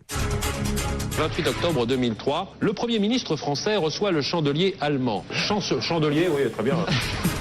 Un dossier dont on parle beaucoup. Ce soir, nous parlons des conséquences des abus sexuels, en particulier lorsqu'ils sont perpétrés par des ecclésiastiques. Oui. Samedi midi, départ de Concorde. Sa mission, emmener une centaine de touristes à Casablanca. 1h40 de viol. Vous allez partir en voyage. Qu'est-ce que vous faites avant ce départ? Je commence par regarder mon niveau d'huile dans la batterie. Oh là. Vous avez du beurre parfois? Du beurre? Non, en fait, on avait une alimentation très très grave pour pouvoir lutter contre le froid, mais ce n'était pas du beurre, nous avions du pemmican. Puis j'ai jamais été tirée, aujourd'hui je suis contente, voilà. Tirée au jeu. Oui, c'est un truc qui nous est déjà arrivé souvent et bêtement ça nous ferait rire à chaque fois. Eh bien la rencontre vient juste de commencer, vous entendez les clameurs, et bien Henri Lecomte donc qui revient pour faire plaisir au pénis de Bercy. Au nouveau film d'Andrei Zulawski avec Sophie Marteau intitulé... Ce mélodrame est réalisé par Ulu Grossbard, aussi profond que l'océan. Bon, excusez-moi, mais vous avouerez que bon, un drame signé Ulu Grossbard. Et les mecs, il faut qu'ils trouvent d'autres noms. Hein. Je m'appelle Foun. Alors. Nous avons pas très bien compris. Pouvez-vous nous rappeler votre prénom, s'il vous plaît? Oui, Foun. P-H-U. Foun. O-N-C. C'est de quelle origine? Ah, je suis vietnamienne. Monsieur Cocu, ça fait longtemps que vous occupez de vente de bêtes à cornes. Oh oui, depuis ma naissance, plus d'un demi-siècle. On a besoin d'une France forte, où il y a un chômage important. 3 Kawasaki qui ont été adjugés autour de 24 et 26 000 balles. 26 000 francs, pardon. Autant dire que c'était vraiment une affaire. Elle est aux Jeux Olympiques de Disney. Non, de Sydney. Voilà. Pour les légumes, il nous faut des carottes, des navets, poivreaux. Vous avez un tempérament quand même de casse-cou. Vous faites du deltaplane et du parapente. Oui. Est-ce que vous aviez un surnom quand vous étiez ministre? Ah, il n'en savait osé me l'avouer. Ah bon? Vous allez les trahir? Non, justement, je me demandais, mais je me disais qu'avec une ministre aussi casse-couille, pardon. Avec une ministre aussi casse-couille. Pour Dominique Voynet. C'est une journaliste de France 3 qui dit à Dominique Voynet qu'elle est casse-couille au lieu de casse-cou. C'était rigolo, Serge. Merci, bon travail. Non, franchement, bonne pêche, comme dirait l'autre. La journaliste, c'était Isabelle Giordano. Ouais. À demain, même heure. Merci, Serge. Je vous donne une adresse, le 70 Willow Street, Pierre Bénichou. Est-ce que vous connaissez cette adresse et est-ce que les autres peuvent aider Pierre dans cette question culturelle que je vous pose? Mais sans accent, l'adresse? Le 70 Willow Street. Pourquoi parle-t-on de cette adresse aujourd'hui? C'est là où va loger Cameron. Bah non, c'est là qu'il logeait, maintenant il va à Downing Street. Pas du tout. Non. Ça a à voir avec eux. Là, vous parlez du 10 Downing Street à Londres. Là, ce n'est pas du tout à Londres. Le 70 Willow Street est en Angleterre. À New York. C'est à New York. À New York. C'est le logement de quelqu'un de connu. Ça a été le logement de quelqu'un connu. D'un écrivain. D'un écrivain. Et ce logement est d'ailleurs, enfin, c'est plus qu'un logement, c'est une maison qui est à vendre au 70 Willow Street. Adresse très célèbre pour qui a beaucoup lu. Hemingway, bien sûr. Non, c'est pas Ernest Hemingway. Fitzgerald? Non, c'est pas Fitzgerald. Non. Un écrivain qui est en vie? C'est à Brooklyn, cette adresse du 70 Willow Street. Ah, Henri Miller. Arthur Miller. Non. Il est en vie ou il est mort? Non, c'est quelqu'un qui est mort. Mort, oui, je vous donne la date de sa disparition. Ouais. Mort d'une overdose en 1984. Ah, c'est... à Los Angeles. C'est un écrivain, c'est ça? Un écrivain, oui. Merde. Oui. C'est pas Jacques Kerouac, non. Il est mort avant. Non, il est mort avant. Bukowski. Non. C'est aussi un Beat Generation ou pas? C'est la maison la plus célèbre de Brooklyn qui est à vendre actuellement. Et elle n'a pas été revendue depuis 1984. Alors écoutez, elle n'a changé de propriétaire que 3 fois en 70 ans. Et là on en reparle aujourd'hui parce que quelqu'un d'autre la rachète. Elle est mise en vente pour 18 millions de dollars. Vous pouvez encore l'acheter chez Sotheby's. Une maison jaune spectaculaire avec 38 fenêtres, 11 cheminées, un escalier majestueux, une fresque murale copiée à la Maison Blanche, un immense jardin digne des Domédes. Mais c'est un type très riche, donc, puisqu'il avait une maison de 10 milliards. Alors, quand lui, il y vivait, il était simplement, on va dire, sous-locataire. Il était mort dans la misère, le garçon? Pas dans la misère, non, mais d'une overdose médicamenteuse. John Michael. Qui ça? John Michael. Qu'est-ce qu'il raconte lui? Tout d'un coup, ça lui... C'est qui ça, John Michael? C'est un écrivain que je connaissais, mais c'est pas ça. Il a lu à l'envers. Michael John? Non. James Jones. Et alors, c'est en plus dans cette maison qu'il a écrit son petit roman de 120 pages qui le rendit célèbre évidemment. et qui fut adapté au cinéma. Ah oui, c'est celui qui a écrit Love Story. Non, il s'appelle Segal. Pas du tout.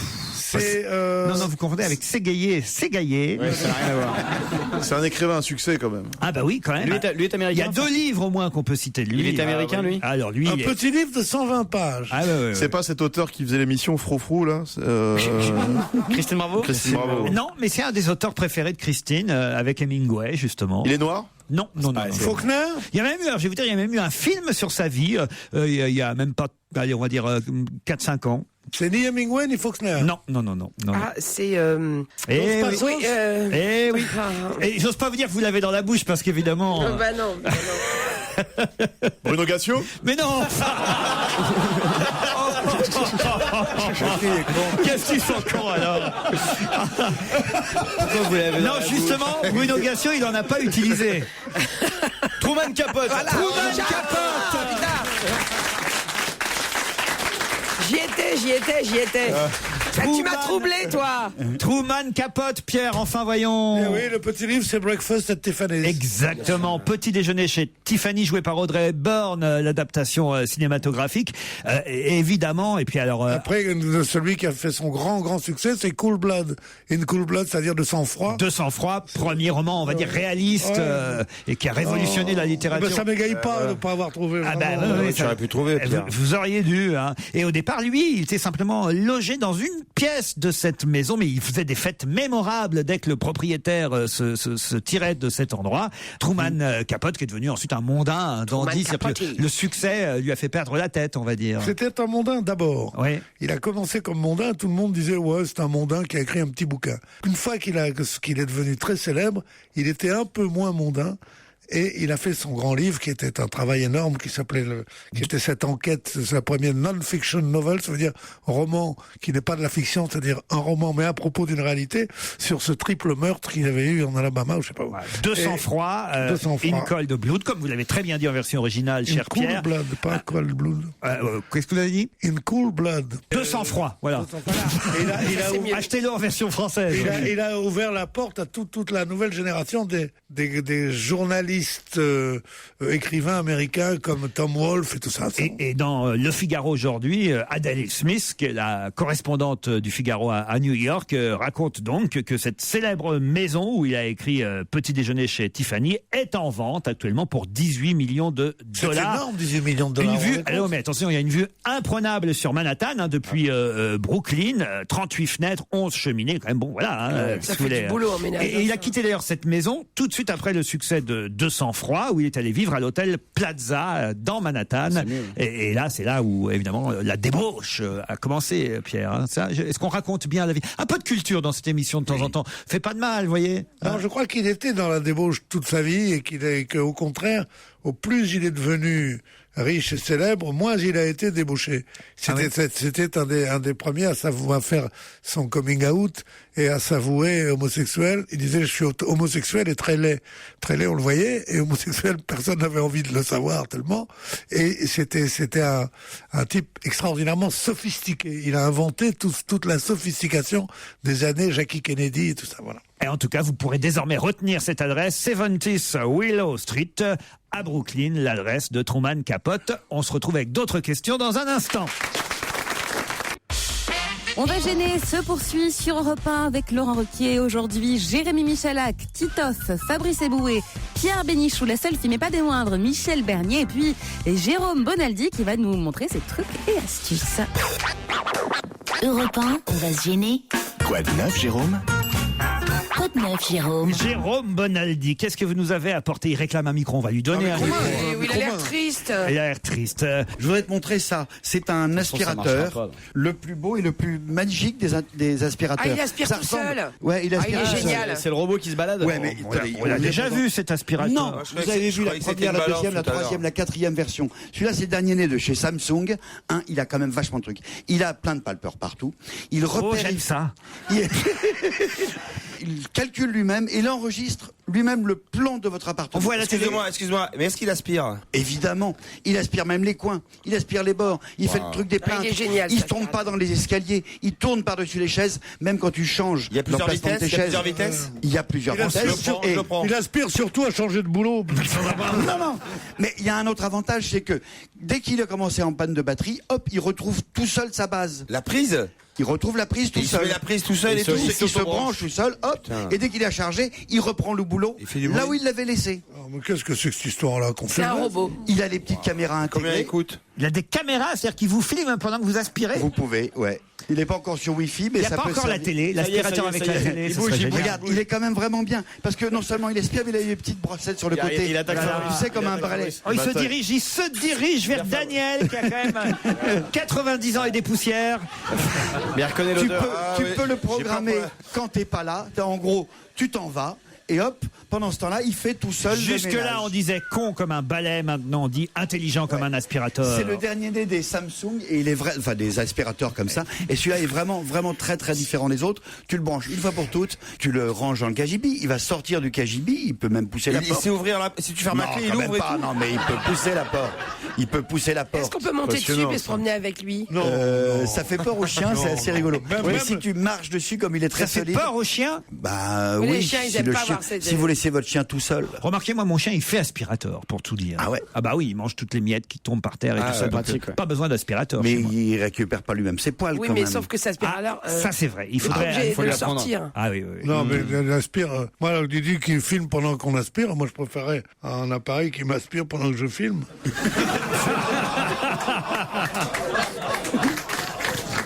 Autre chose, Jérôme?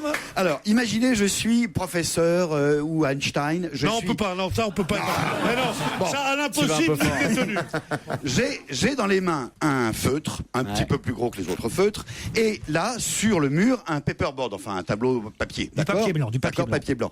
Et j'écris des choses vachement passionnantes, intéressantes, qu'il faudrait garder des traces. J'écris par exemple, je sais pas quoi, je fais des cercles, j'écris des formules, V, T égale V1 plus V2 en abscisse. Oh, et ça s'écrit sur l'ordinateur. Et en même temps, alors que j'ai pas de fil à la patte, ça s'écrit sur l'ordinateur. Mais ça, c'est pas nouveau non plus, si. Le fait que ça c'est coûte nouveau. aussi peu cher et que ce soit aussi simple et que ça marche même quand on fait de la mal, radio, ça, hein. Et c'est c'est quand même relié, pas c'est mal. relié par quoi en fait ta feuille Un petit Wi-Fi. J'ai simplement mis un petit onglet sur ma clé USB, une petite liaison. Bah oui, c'est Wi-Fi sûr qu'il y a une liaison entre, sans ça. entre l'ordinateur portable, n'importe Ça quel. s'appelle qui peut comment, être ça, si je veux juste- Ça s'appelle Dolo. Ah oui. Doro. Et est-ce Dolo. que c'est écrit sur l'ordinateur? Ça va sur la feuille de papier ou pas? Non. Non, quand même pas, on n'en est pas là. Mais je peux changer de couleur. Ah et ouais. comme l'ordinateur, il fait la reconnaissance de caractère, quand j'écris pas très bien, ça s'écrit en caractère Alors, parfaitement une fois de lisible. plus, ma voir, question fais va voir ça. peut-être vous embarrasser, mais pourquoi vous l'écrivez pas directement sur votre Bah, ordinateur? parce que les C'est dessins, parce que c'est comme un ça, peu tout le monde compliqué. peut le voir. Parce que c'est pour des réunions. Là, c'est des réunions, je garde le mémoire, la réunion. oui. Là, je vous ai fait un grand tableau avec où est-ce qu'on va attaquer. Si t'écris bien, ça retranscrit sur l'ordinateur. Exactement, parce que ça fait la reconnaissance de Fais caractère. voir. Et lorsque je fais un mauvais camembert, vous savez, un rond, un cercle ou bien un histogramme avec des barres, hop, ça avec grâce à PowerPoint, ça le remet bien, Fais voir. tout bien, Ça, c'est pas tout mal. bien Tu écrit. fais un Roquefort, vas-y. Je te fais. Mais c'est pas. Fais une vache qui rit pour voir. Tac. Je fais rire. C'est magique, hein, quand même. On voit sur C'est quand même pas mal, l'ordinateur. directement sur Fais l'ordinateur. voir. On a tous Fabrice Eboué va devant le paperboard. Que va écrire Fabrice? On a peur du dessin. Voilà, c'est ça. Ah, tiens. J'étais sûr. Évidemment. On était tous sûrs. J'étais sûr qu'on allait voir une bite apparaître sur l'ordinateur. Et ben voilà. Ça m'étonnerait que je sois pas au bout à un moment donné d'ailleurs. hein. Non, c'est bien, il est drôle, mais pas surprenant. Autre chose, Jérôme. Les pommes tapées. Vous connaissez les pommes tapées? Les quoi? C'est une vieille tradition. Tu connaissais toi les pommes Non, mais tapées? j'ai faim. Alors, C'est vrai que vous nous avez rien donné à manger encore. j'ai peur d'être assez décevant. Mais il faut goûter à tout. La Voilà. pomme tapée est une vieille tradition. J'arrête pas de le dire, ça, moi. Vous prenez une pomme, vous attendez une quarantaine de Vous la jours. tapez. Vous avez Voilà. une pomme et, après, tapée. et après, vous la tapez. Vous la tapez en une seule fois 30 coups. Envoyez la Et pomme après, vous tapée. la faites sécher. Et ça vous donne une sorte de pomme séchée, comme on elle est dirait plate. un chips. Et ça se mange pas comme ça. Attends. Tiens, non, mais c'est- Ça se garde comme C'est une écrit conserve. dessus, tapez au marteau comme autrefois. Ouais, comme autrefois. Ça se mange pas? Pas tout de suite. Tu peux la manger comme ça. C'est comme une pomme séchée, quoi. Attends, Mais mais c'est une pomme qui est plate en fait. Bah, c'est comme des fruits Oui. secs en fait. Non, mais il faut la manger ou pas, là, maintenant? Non, parce que après, Oh. longtemps après. Bah, comment vous voulez qu'on la goûte, alors? Bah, attendez, j'arrive, regardez, Marion. a fait la cuisine pour vous.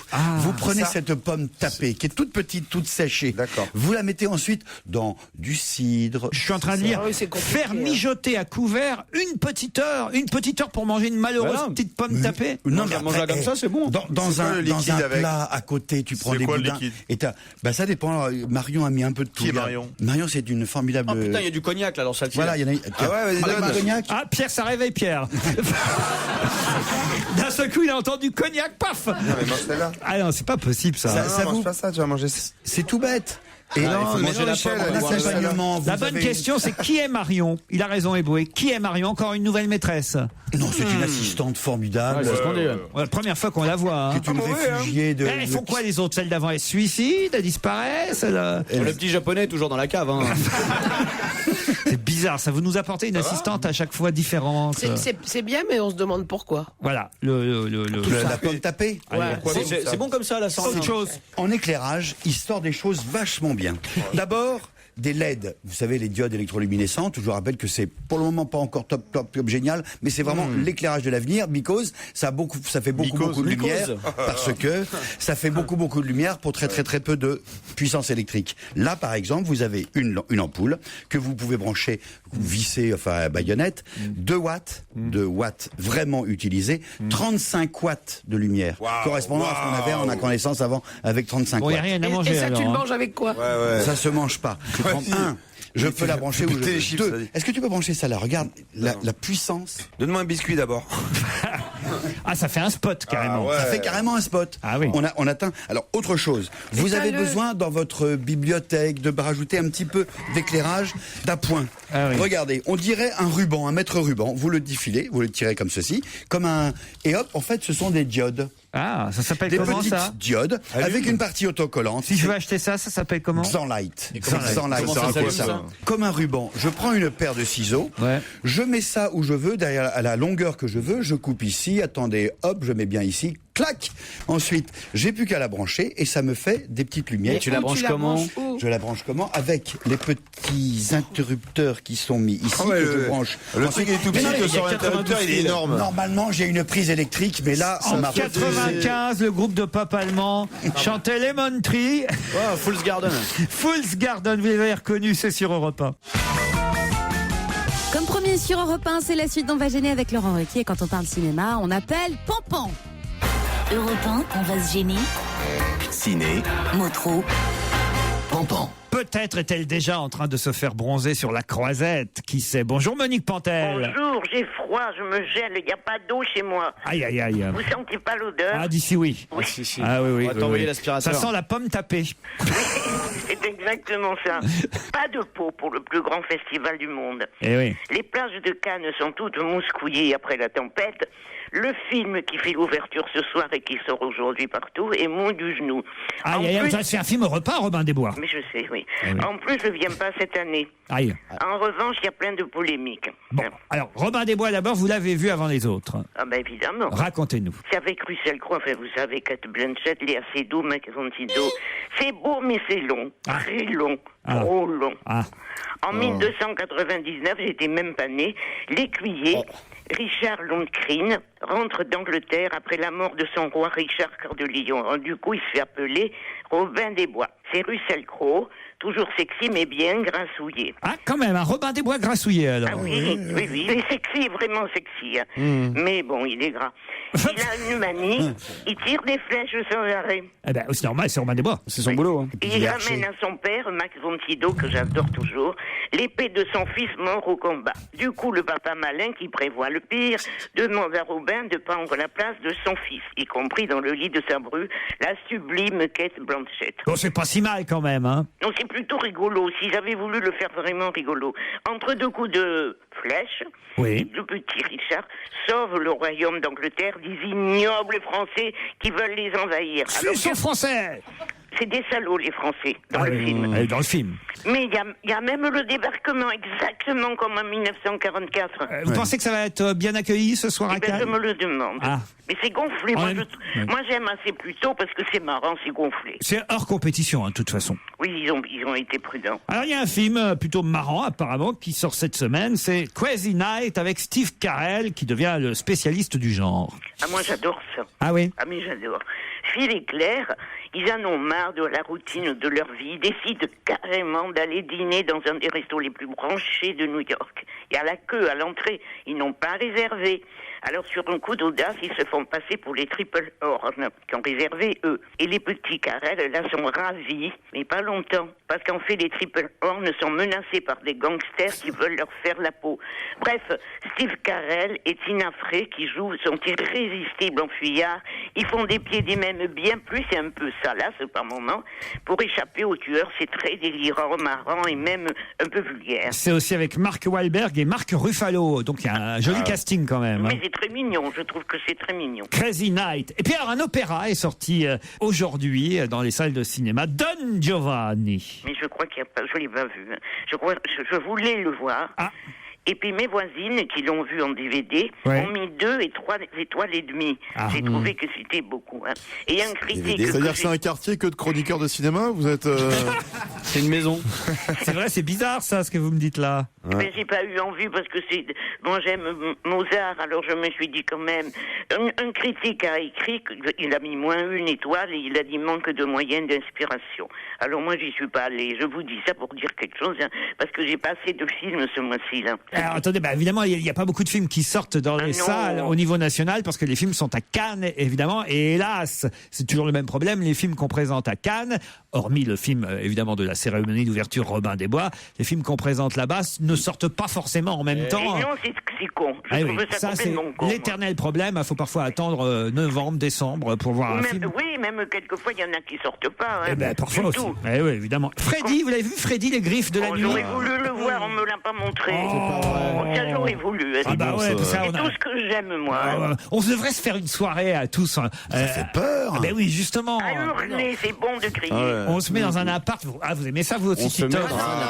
Moi, si à Joujou, je viens d'abord. Non, moi, je vais pas, moi. Pierre, vous connaissez Freddy, les griffes de la nuit? Ah oui, c'est un beau film. Ah oui. Et donc, j'ai vu un très bon film pour la semaine prochaine. C'est rigolo. C'est super. On a tous applaudi, on n'était pas nombreux parce que les gens se méfiaient. On a tous applaudi tellement on était contents. Le plan B? Non, non, vous le saurez la semaine prochaine. Oh non, un film amusant qui sort la semaine prochaine. C'est un film musical. C'est quoi? C'est ce que c'est? Écoutez, Amélie au pays des Baudins? Non. La fête des voisins? Non. Street Dance? Ah, voilà. Voilà. Et bien voilà. Ça, ce sera bien, ça? C'est bien, j'ai adoré. Alors on garde quelques économies pour aller au cinéma la semaine prochaine. Ah oui, vous pouvez parce que c'est vraiment bien. Et vous n'avez pas vu le film avec Claudia Cardinal, Le Fil? J'ai pas bien Vous n'avez pas fait votre travail cette semaine, Monique Pantel? Pas foutu. Ils n'ont pas cette semaine, Le Fil. Ah si, Le Fil, c'est sorti aujourd'hui, là, cet après-midi. Un film avec Claudia Cardinal et Salim Keshouch. J'ai pas bien fait mon boulot. Et Les Aventures de Don Quichotte, un film d'animation. Et L'Enfance du Mal, un film d'Olivier Kousmak. Ah, ça, on me l'a pas montré, j'ai demandé. C'est ça. Et Monique au chômage, tu connais le film? Monique à la retraite depuis très longtemps. Ah non, Monique, on vous ferait pas ça, alors là. C'est trop important d'avoir chaque semaine votre avis. Et on a quand même retenu pour ce mercredi, d'habitude c'est le vendredi, mais là c'est un long pont, évidemment, et c'est peut-être l'occasion, vu qu'on nous annonce un temps pluvieux, d'aller dans les salles.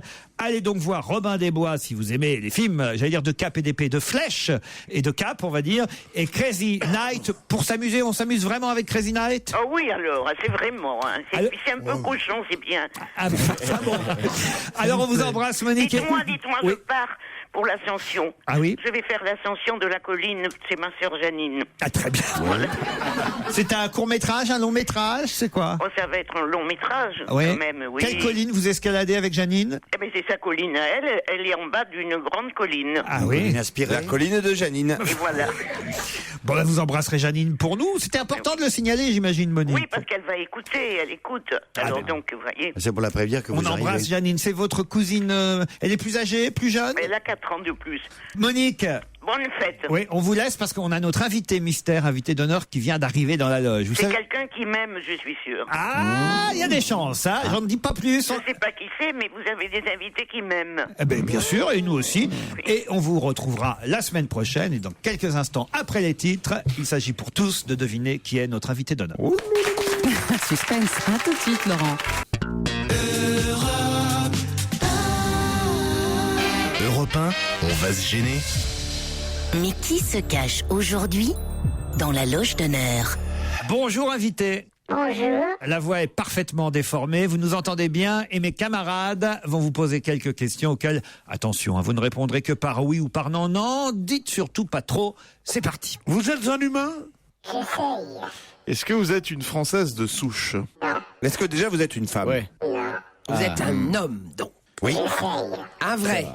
Un vrai, un costaud, un balèze. Je dirais 1m80, caucasien, les cheveux bruns. Ah, il y a quelque chose de tout ça, oui. Ouais. Les cheveux bruns avec des cheveux encore beaucoup, hein. Oui. Il y a un mec qui vient d'entrer dans le studio, mais je ne pense pas que ça soit l'invité d'honneur. Il y a Pierre qui disait ah, ça fait plaisir de te voir. On s'est connus, non, à une époque. Est-ce que vous faites... est-ce que vous êtes acteur? Pardon? Est-ce que vous êtes acteur? Merci Laurent Ruquier. J'essaye. J'ai essayé, vous y arrivez Essayez un tout, peu alors. On vous voit essentiellement au cinéma? Non. Au théâtre. Au théâtre, mais on vous a vu aussi au cinéma et on vous voit parfois au cinéma. Et à la télé aussi? Dans les séries? Non. Moi. Est-ce que vous avez connu, est-ce que vous avez travaillé pendant à l'époque des films en noir et blanc, par exemple? Évidemment, oui. Ah, ça c'est une bonne question de notre ami Titoff. Ah oui, puisqu'on peut pas demander. C'est une vraie réponse, vous avez tourné des films en noir et blanc? Oui. J'ai un petit indice, vous voulez? Oui. Allez, je vous choisis.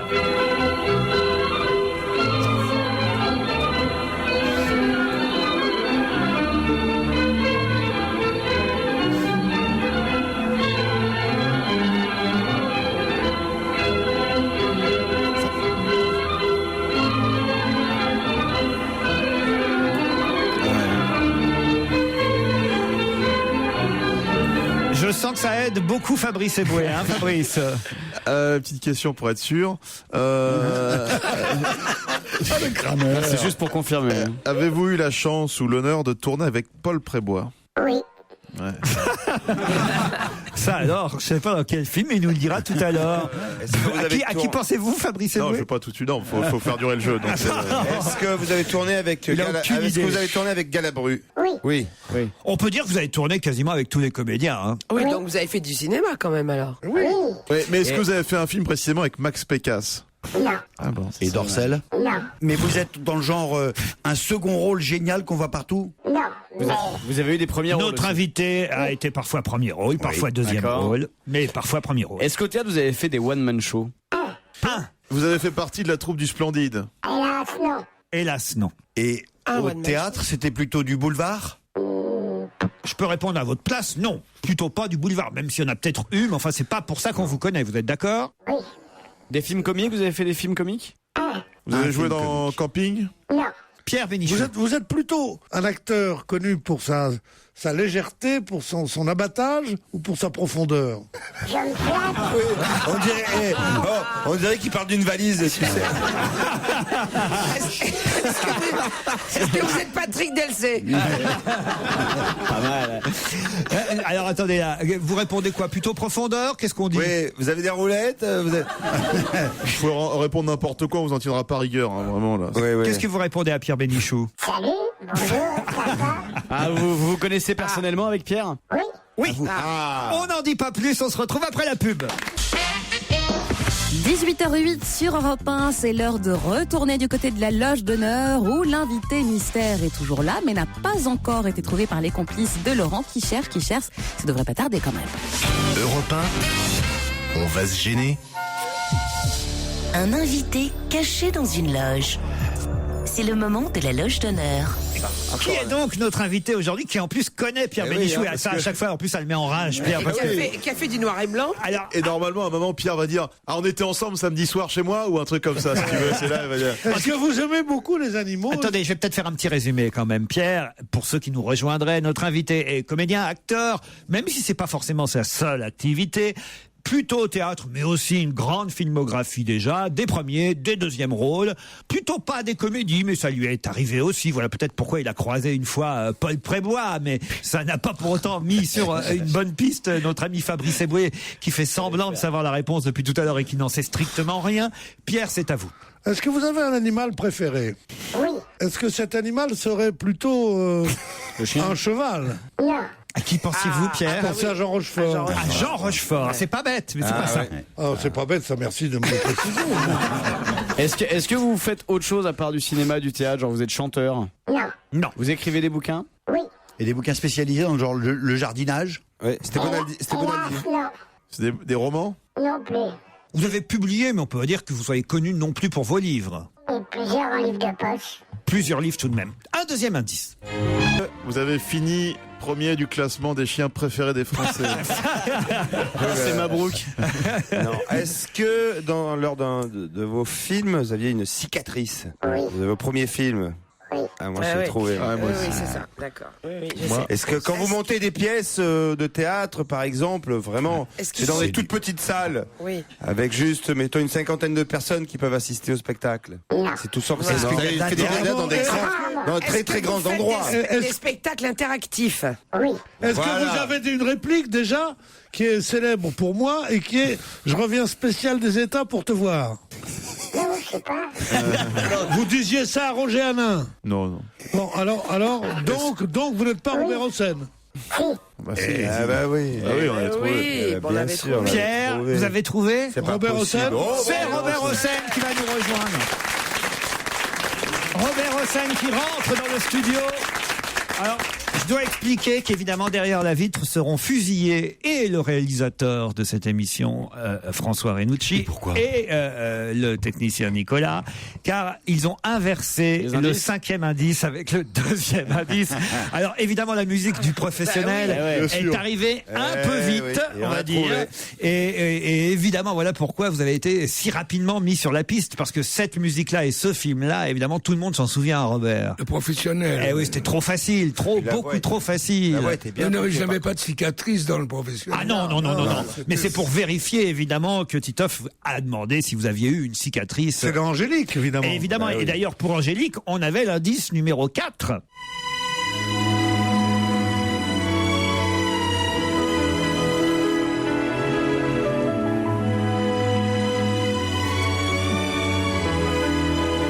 Ça vous aurait aidé aussi. Hein, bah oui, puis alors, comme on m'appelle souvent Michel Mercier, donc...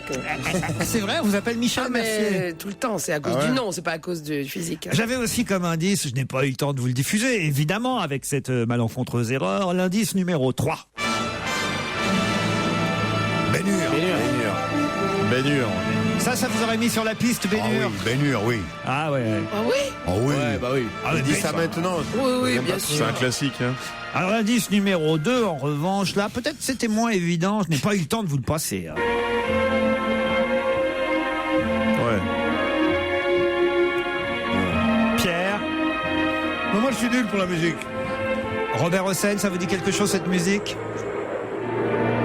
Non, vous savez que je suis presque centenaire, donc si, oui. C'est d'être ancien. Ça, c'est la musique du repos du guerrier. Voilà. Ah, oui, Brigitte Bardot. Avec Brigitte Bardot, la scène des ruines, où vous la retrouvez, et vous lui dites que vous l'aimez, évidemment. Oh là là là là, Robert. Et alors, le premier indice musical, là... C'était quoi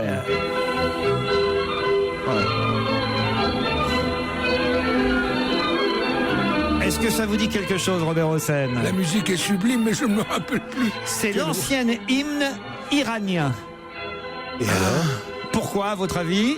Mon père est né à Samarcande. Samarcande appartenait à la Perse, donc l'Iran. Un jour, les Russes et les Tsars ont envahi toute la région et ont pris cette région en déclarant que tous ceux qui s'appelaient Hossein devaient quitter la Russie ou changer de nom. Et je me suis appelé, jusqu'à ma majorité, mais encore si on fouille dans le nom, Hossenov. Et j'ai enlevé le off à ma majorité, et je suis redevenu Robert Hossein. Ce qui ne m'empêche pas de parler russe comme le français. Robert Hossenov est notre invité jusqu'à 18h30. Il faut dire que c'est pas seulement un comédien, mais c'est le metteur en scène off que nous recevons, entre autres pour l'affaire Dominici, qui se joue au théâtre de Paris actuellement. C'est vous qui allez juger Dominici grâce à Robert Hossein. On en parle dans un instant après la pub. Merci. Et c'est la suite d'On va gêner sur Europe 1. C'est jusqu'à 18h30 avec Laurent Ruquier et son équipe. L'invité d'honneur a été trouvé. Il s'agit du metteur en scène Robert Hossein qui vient nous présenter évidemment son dernier spectacle. Après l'affaire Seznec, c'est l'affaire Dominici qui est maintenant jugée au théâtre de Paris. Un procès impitoyable écrit par Marc Fayet, réalisé, présenté, ça veut dire que vous êtes sur scène pour présenter le procès, Robert. Joué, ce Gaston Dominici, par Pierre Santini, excellent comédien, avec les avocats Yannick Debain, Gérard Boucaron, l'avocat général Serge Maillat, le président Pierre Dourlens. Je ne vais pas citer tous les témoins, ils sont très nombreux, mais voilà, en gros, il y en a certains qui étaient dans Seznec, et d'autres pas du tout, évidemment, parce que ça n'a rien à voir, mais on avait décidé de faire ces deux procès dès le début, c'est-à-dire Seznec, qui a été capté, et puis Dominici aujourd'hui. Il a toujours été acquitté tous les soirs, Seznec, au Théâtre de Paris? Il a été acquitté tous les... Mais lorsqu'on l'a fait, la captation, il y a eu quand même presque 3 millions de téléspectateurs et 55 000.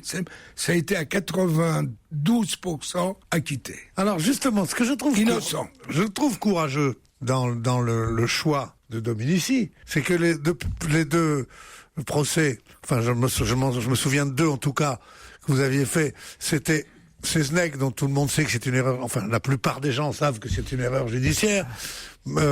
Marie-Antoinette, on sait bien que personne n'est pour qu'elle fût guillotinée, parce que c'était une pauvre bonne femme, ou une grande reine, je ne sais pas, mais que la guillotine était insupportable. Tandis que pour Dominici, d'abord, il n'a pas subi la peine capitale, il n'a pas été... Et en plus de ça, personne ne peut dire aujourd'hui que Dominici était innocent. Donc c'est courageux d'avoir laissé au public cette chose-là. Alors, dites-nous, le suspense c'est plus fort. Il a été une fois gracié par Coty, président, et ensuite par De Gaulle. Oui. Alors, faut peut-être rappeler. Et libéré par De Gaulle. Libéré par De Gaulle, ouais. Pardon, Pierre Bénichou et Robert Hossein, mais pour les plus jeunes qui nous écoutent, quand même, peut-être rappeler les faits. Il s'agit de campeurs britanniques, c'est ça? Non, il s'agit d'un grand savant britannique qui, avec sa femme, allait en vacances dans la région et leur petite fille a demandé, comme il faisait un temps sublime et une nuit sublime, de camper là avec leur car et tout ça, leur 4x4. Et ils se sont installés exactement dans la propriété qui était immense, justement, des Dominici, pour y passer la nuit. Et ensuite, on les a retrouvés assassinés, tous les trois, y compris la petite. Et on prévient le public en disant, en votre âme, on vous consulte l'opinion publique, car dans le monde où nous vivons aujourd'hui, hallucinant, on devrait consulter le public, mais sans arrêt, eh bien, on a consulté, ils vont voter, on ramène les urnes, on les pèse devant eux, innocents, coupables, et à la fin, on prévient donc l'accusé, on lui annonce l'opinion du public et on dit comment les choses se sont déroulées. Alors attendez, comment ça se passe là, depuis une semaine? Ça se joue depuis le 4 mai alors. Il a été quand même condamné à mort. Hein. Oui, mais là, au Théâtre de Paris, comment ça se passe depuis une semaine? Oh, mais ça, on vient de commencer. Oui, mais il est condamné, acquitté tous les soirs, comment ça se passe? Bah, je ne sais pas, je crois que très honnêtement, je n'ai rien envie de dire parce que je préfère que les gens puissent s'exprimer, sinon je sens que je vais les influencer. Ah non, non, rien que pour nous tout bas. Ah non, mais pour vous tout bas, tout à l'heure on ira boire un coup. Et je vous le dis. Non, parce qu'on m'a demandé de ne absolument pas, par mon opinion, et en général d'influencer par les résultats. Et voilà, donc on compte tous les soirs les innocents et les coupables. 60 représentations exceptionnelles au Théâtre de Paris à partir du 4 mai, donc ça se joue depuis une semaine maintenant. Il ne veut pas nous dire, Robert Hossein, si Gaston Dominici est acquitté, innocenté ou condamné et jugé coupable depuis une semaine. Allez-y, vous verrez bien. En gros, c'est ça. C'est un procès, d'ailleurs, impitoyable. Fabrice? Moi, je voudrais pas juger parce que je trouve ça un peu morbide. Mais est-ce qu'on peut tuer le comédien s'il est coupable à la fin? Pierre Santini, je vais y aller moi-même. Pierre Santini et Gaston Dominici actuellement au Théâtre de Paris dans une mise en scène signée Robert Hossein. On en reparle après la pub. Profitez bien des dernières minutes d'On va gêner avec aujourd'hui Jérémy Michalak, Titoff, Fabrice Eboué, Jérôme Bonaldi, Michel Bernier, Pierre Bénichou. Et l'invité d'honneur est à côté de vous, Laurent Ruquier. Il s'agit aujourd'hui de Robert Hossein. L'affaire Dominici au théâtre de Paris avec la compagnie Robert Hossein dans le rôle titre de Gaston Dominici. Pierre Santini, c'est Jean Gabin qui l'avait joué au cinéma. Oui, vous avez raison, mais je vous donne ma parole. Alors vraiment, c'est la seule chose que je revendique et assume.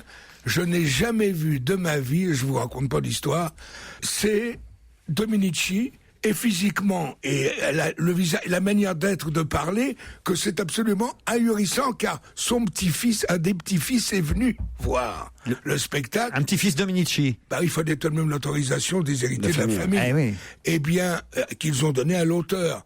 Eh bien, je vais vous dire une chose, quand ils l'ont vu, il était complètement bouleversé, parce que mais j'ai l'impression de voir mon grand-père. Gaston Dominici, mon grand-père. Et les enfants des victimes sont venus ou pas? Quelle horreur! Écoutez, les Anglais. La chose s'est passée en 55.